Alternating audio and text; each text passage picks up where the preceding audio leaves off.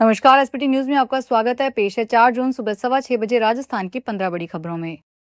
भारतीय reserve bank ने सोने की बिक्री की खबरों को बुधवार को खारिज करते हुए कहा कि भौतिक स्वर्ण भंडार में कोई बदलाव नहीं हुआ है और ये 880 टन पर स्थिर बना हुआ है। आरबीआई ने उन खबरों के बाद ये स्पष्टीकरण जारी किया है जिनमें दावा किया गया था कि पश्चिमी एशिया में जारी संघर्ष के प्रभाव से विदेशी मुद्रा भंडार की रक्षा के लिए केंद्रीय बैंक ने लगभग 12 अरब डॉलर मूल्य का सोना बेच दिया है। केंद्रीय बैंक ने बयान में कहा कि आरबीआई जोर देकर कहता है कि ये खबरें सही नहीं है। उसने आम जनता को सलाह दी है कि ऐसे मामले में समय समय पर आरबीआई द्वारा जारी आधिकारिक जानकारी पर ऐसा ही भरोसा करें। सरकार की गेहूं खरीद 2026-27 के रबी विपणन सत्र में 17% से बढ़कर 3.5 करोड़ टन से अधिक हो गई है। यह 3.45 करोड़ टन के तय लक्ष्य और पिछले वर्ष के 3 करोड़ टन के स्तर दोनों से अधिक है। खाद्य मंत्रालय के एक वरिष्ठ अधिकारी ने बुधवार को यह जानकारी दी। अधिकारी ने कहा कि सत्र में अब तक गेहूं खरीद 3.5 करोड़ टन से अधिक हो चुकी है। हमने लक्ष्य को पार कर लिया है। भारतीय खाद्य निगम और राज्य एजेंसियां न्यूनतम समर्थन मूल्य पर गेहूं की खरीद राष्ट्रीय खाद्य सुरक्षा अधिनियम और अन्य कल्याणकारी योजनाओं की आवश्यकताओं को पूरा करने के लिए ऐसा करती है। अजमेर में फूड सेफ्टी टीम ने 2 फर्मों पर छापा मारा और 539 विदेशी सिगरेट के पैकेट जब्त करने की कार्रवाई की। इन सिगरेट के पैकेट्स पर किसी प्रकार की कोई वैधानिक चेतावनी अंकित नहीं थी। विभाग अब संबंधित के खिलाफ न्यायालय में चालान पेश करेगा। आयुक्तालय खाद्य सुरक्षा और औषधि नियंत्रण राजस्थान जयपुर की ओर से मिले निर्देश के बाद अजमेर में कोटपा एक्ट की धारा 7 के अंतर्गत मैसर्स दीपक जनरल स्टोर, खाराई तथा घनश्याम ब्रदर्स कन्वर्ट्सपुरा पर छापा मारा। यहाँ पर विदेशी सिगरेट के जब्त करने की कार्रवाई की गई। बीकानेर में ईडी की टीम ने बुधवार को घी व्यापारी मोहनलाल आशीष कुमार अग्रवाल के ऑफिस पर रेड की। जानकारी के अनुसार आंध्र प्रदेश के तिरुपति मंदिर में लड्डू प्रसाद से जुड़े मामले में यह कार्रवाई की गई। व्यापारी ने प्रसाद के लिए घी की सप्लाई की थी। ईडी की टीम आज सुबह कोयला गली स्थित ऑफिस पहुंची। ईडी की कार्रवाई की सूचना कॉटगेट पुलिस को लगी तो वो भी यहां पहुंची थी। ईडी के अधिकारियों ने पुलिस को मौके से वापस भेज दिया। बता दें कि इसी फर्म पर करीब 4.5 महीने पहले 15 जनवरी 2026 को इनकम टैक्स की टीम ने रेड की थी। राजस्थान सरकार के ऊर्जा मंत्री हीरालाल नागर ने बुधवार को संगोद क्षेत्र का दौरा किया। उन्होंने वंदे गंगा जल संरक्षण अभियान के तहत विभिन्न गांवों में ग्रामीण चौपाल लगाकर लोगों की समस्याएं सुनी और अधिकारियों को मौके पर ही समाधान के निर्देश दिए। इस दौरान उन्होंने जल संरक्षण और स्वच्छता और सरकारी तंत्र में जवाबदेही की बात कही।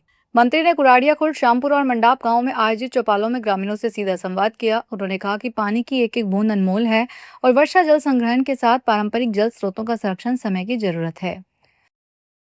राजस्थान के किसानों के लिए खुशखबरी है। मुख्यमंत्री भजनलाल शर्मा ने प्रदेश में कृषि उपभोक्ताओं को वर्ष 2027 तक दिन में बिजली उपलब्ध करवाने की प्रतिबद्धता व्यक्त की है। इसी क्रम में सर्वाधिक कृषि उपभोक्ताओं वाले राजस्थान के चित्तौड़गढ़ जिले और टोंक जिले के किसानों को भी दिन में 2 ब्लॉक विद्युत आपूर्ति से जोड़ दिया गया है। चित्तौड़गढ़ राज्य में कृषि उपभोक्ताओं की सर्वाधिक संख्या वाला जिला है। अजमेर विद्युत वितरण निगम के इस विद्युत सर्किल में 1,10,000 कृषि उपभोक्ता है। वहीं जयपुर डिस्कॉम में टोंक सर्किल में 34,448 कृषि उपभोक्ता है। भ्रष्टाचार निरोधक ब्यूरो ने धौलपुर जिले में रिश्वतखोरी के खिलाफ बड़ी कार्रवाई करते हुए ग्राम पंचायत रतनपुर के कनिष्ठ सहायक रमेश कुमार को 25,000 रुपए की रिश्वत लेते हुए रंगे हाथों गिरफ्तार किया है। आरोपी पर मनरेगा योजना के तहत मस्ट रोल जारी करने के बदले रिश्वत मांगने का आरोप है। एसीबी की कार्रवाई के बाद सरकारी कर्मचारियों में हड़कंप मच गया। एसीबी अधिकारियों के अनुसार एक परिवादी ने धौलपुर एसीबी चौकी में शिकायत दर्ज करवाई थी। शिकायत में कहा गया था कि ग्राम पंचायत रतनपुर में कार्यरत कनिष्ठ सहायक रमेश कुमार मनरेगा से संबंधित मस्टर रोल जारी करने के लिए 26,000 रुपए की रिश्वत मांग रहा है। राजस्थान में पीटीआई सीधी भर्ती 2022 में सिलेक्ट और नियुक्ति पाने वाले हजारों अभ्यर्थियों का रास्ता साफ हो गया है। जिन अभ्यर्थियों के दस्तावेजों की जांच पूरी होकर पात्रता सही पाई जा चुकी है, उनके वेतन नियमित करने और स्थायीकरण की प्रक्रिया जल्द शुरू हो सकती है। शिक्षा विभाग ने पेंडिंग मामलों की जांच तेज करते हुए 20 जून तक रिपोर्ट सौंपने के निर्देश दिए हैं। नए आदेश से साफ है कि जिनकी जांच पूरी है उन्हें राहत मिल सकती है, लेकिन जिन अभ्यर्थियों की जांच में अपात्र माना गया है या विवाद है, उनकी पूरी तस्वीर राज्य स्तरीय समिति की रिपोर्ट के बाद ही साफ होगी।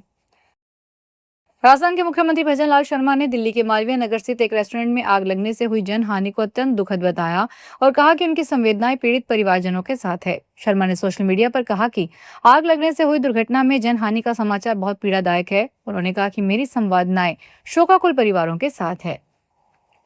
राजस्थान के पूर्व मुख्यमंत्री और कांग्रेस के वरिष्ठ नेता अशोक गहलोत ने राज्य की भारतीय जनता पार्टी सरकार पर जनता की मूलभूत आवश्यकता और समस्याओं की अनदेखी करने का आरोप लगाते हुए कहा कि अब वह संवेदनहीनता और अभिमान की पराकाष्ठा पर पहुंच गई है और तानाशाही रवैया अपना रही है। गहलोत ने बुधवार को अपने बयान में कहा कि जोधपुर के धदाड़ा गांव में ग्रामीणों ने कैबिनेट मंत्री और इसी गांव के निवासी जोगाराम पटेल के सामने पानी की किल्लत की समस्या रखी और पानी दिलाने की मांग की थी। दिल्ली के मालवीय नगर क्षेत्र में स्थित एक रेस्टोरेंट में बुधवार सुबह हुए भीषण अग्निकांड में राजस्थान के 3 लोगों की मौत हो गई। अजमेर के वृद्ध दंपति जमरी लाल व कमला देवी और किशनगढ़ के 62 वर्षीय मार्बल व्यापारी अशोक अग्रवाल की मौत हो गई। घटना की सूचना मिलते ही परिवार में शोक की लहर दौड़ गई। किशनगढ़ निवासी महेश पंसारी ने बताया कि लक्ष्मी विहार निवासी अशोक अग्रवाल अपने बुजुर्ग फूफा राधेश्याम अग्रवाल को देखने के लिए दिल्ली गए हुए थे। राजस्थान कांग्रेस प्रदेशाध्यक्ष गोविंद सिंह डोटासरा ने कैलाश चौधरी के हवा हवाई नेता वाले बयान पर कहा, जनता ने बता दिया है कि हवा हवाई नेता कौन है, उनको ऊपर से आदेश है। उनको कहा गया है कि मदन राठौड़ फेल हो गए हैं, आप इधर उधर घूमो। वहीं नेता प्रतिपक्ष टीकाराम जूली ने कहा कि एक नया कॉन्सेप्ट आया है, जो इनकी विचारधारा से सहमत नहीं है उसे पाकिस्तानी बता दो। आरएलपी सुप्रीमो सांसद हनुमान बेनीवाल और बीजेपी प्रदेशाध्यक्ष मदन राठौड़ के बीच चल रहे विवाद पर कहा कि राजनीति में ऐसी भाषा का प्रयोग किसी को नहीं करना चाहिए।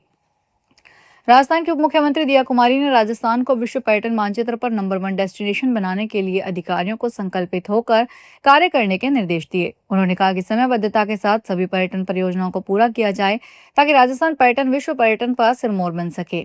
उप मुख्यमंत्री दिया कुमारी की अध्यक्षता तथा राजस्थान धरोहर प्राधिकरण के अध्यक्ष ओंकार सिंह लखावत, पर्यटन सचिव शुचि त्यागी, पर्यटन आयुक्त रुक्मणी रियाड़, अतिरिक्त निदेशक पर्यटन आनंद त्रिपाठी, पवन जैन, संयुक्त निदेशक राजेश शर्मा तथा अन्य अधिकारियों की उपस्थिति में बुधवार को पर्यटन भवन में विभागीय समीक्षा बैठक आयोजित की गई। चित्तौड़गढ़ के कनेरा थाना पुलिस ने ऑपरेशन त्रिनेत्र के तहत बड़ी कार्रवाई करते हुए 12 क्विंटल 73 किलो 830 ग्राम अवैध अफीम डोडा चूरा से भरी एक बोलेरो पिकअप जब्त की है।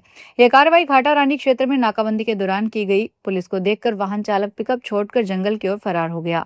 एसपी धर्मेंद्र सिंह यादव ने बताया कि आईजी उदयपुर रेंज गौरव श्रीवास्तव के निर्देश पर मादक पदार्थों के भंडारण और परिवहनकर्ताओं के खिलाफ ऑपरेशन त्रिनेत्र चलाया जा रहा है। उत्तराखंड में 4 धाम यात्रा के दौरान श्रद्धालुओं की सुरक्षा और यातायात व्यवस्था को सुचारू बनाए रखने के लिए प्रशासन ने यात्रा मार्गों पर संचालित होने वाले यात्री और मालवाहक वाहनों के संचालन की समय सीमा निर्धारित की गई है। गढ़वाल मंडल आयुक्त के निर्देशानुसार अब 4 धाम यात्रा मार्गों पर वाहन केवल सुबह 4 बजे से रात 10 बजे तक ही संचालित किए जा सकेंगे। प्रशासन ने स्पष्ट किया है कि समय सीमा का उल्लंघन करने वाले वाहनों के विरुद्ध मोटर वाहन अधिनियम के अंतर्गत वैधानिक कार्रवाई की जाएगी। तो ये थी राजस्थान की 15 बड़ी खबरें। अगर आपको हमारा बुलेटिन पसंद आया हो तो वीडियो को लाइक करें, अपने दोस्तों से शेयर करें और चैनल को सब्सक्राइब करना ना भूलें। फिर मिलेंगे नई खबरों के साथ। धन्यवाद।